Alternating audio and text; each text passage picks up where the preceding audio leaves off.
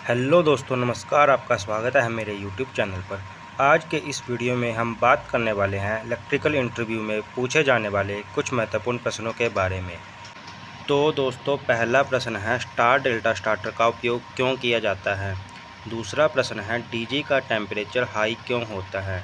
और तीसरा प्रश्न है डीजी में ऑटोमेटिक वोल्टेज रेगुलेटर यानी कि एवीआर का क्या काम होता है। चौथा प्रश्न है डीजी में टर्बो चार्जर क्यों लगा होता है। और लास्ट प्रश्न है इलेक्ट्रिकल लोड कितने प्रकार के होते हैं। तो दोस्तों, ये पांचों प्रश्न बहुत महत्वपूर्ण हैं। इन पांचों प्रश्नों के आंसर हम इस वीडियो के माध्यम से जानेंगे। और अगर आप इस वीडियो पर नए हैं तो चैनल को सब्सक्राइब करना ना भूलें और वीडियो के एंड तक बने रहें। चलो दोस्तों, पहले प्रश्न के बारे में जानते हैं। पहला प्रश्न है स्टार डेल्टा स्टार्टर का उपयोग क्यों किया जाता है।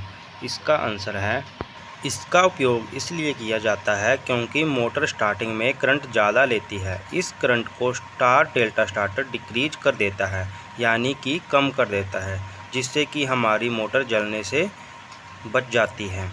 चलो दोस्तों, अब अगले प्रश्न के बारे में जान लेते हैं। अगला प्रश्न है डीजी का टेम्परेचर हाई क्यों होता है। डीजी इसका आंसर है डीजी में कूलेंट कम होने के कारण, ओवरलोड के कारण, और अगर डीजी को फुल लोड पर चलाएंगे तो भी डीजी का टेम्परेचर हाई हो जाता है।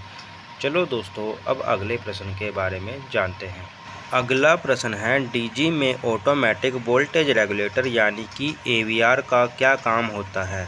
इसका आंसर है इसका काम है डीजी के अंदर वोल्टेज को कंट्रोल करना होता है।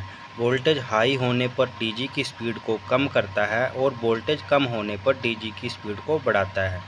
चलो दोस्तों, अब अगले प्रश्न के बारे में जानते हैं। अगला प्रश्न है डीजी में टर्बो चार्जर क्यों लगा होता है। इसका आंसर है इंजन में टर्बो चार्जर इसलिए लगाते हैं, एक तो फ्यूल की बचत होती है और दूसरा इसकी एफिशिएंसी बढ़ती है। चलो दोस्तों, अब अगले प्रश्न के बारे में जानते हैं। अगला प्रश्न है इलेक्ट्रिकल लोड कितने प्रकार के होते हैं। इसका आंसर है इलेक्ट्रिकल लोड 3 प्रकार के होते हैं। पहला इंडक्टिव लोड, दूसरा रेजिस्टिव लोड और तीसरा कैपेसिटिव लोड। तो पहले इंडक्टिव लोड के बारे में जान लेते हैं।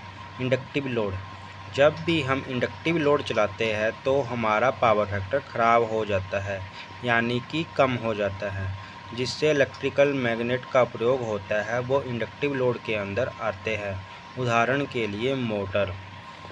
अब हम रेजिस्टिव लोड के बारे में जान लेते हैं। ऐसा लोड जो कि गर्म होकर चलता हो, जैसे कि हीटर, लाइट, ये सब रेजिस्टिव लोड के अंदर आते हैं।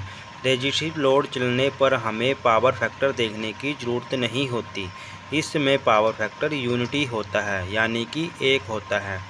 अब हम कैपेसिटिव लोड के बारे में जान लेते हैं। कैपेसिटिव लोड का उपयोग पावर फैक्टर मेंटेन करने के लिए किया जाता है। तो दोस्तों, उम्मीद है आपको इस वीडियो के माध्यम से कुछ बेहतर जानकारी मिली होगी। धन्यवाद।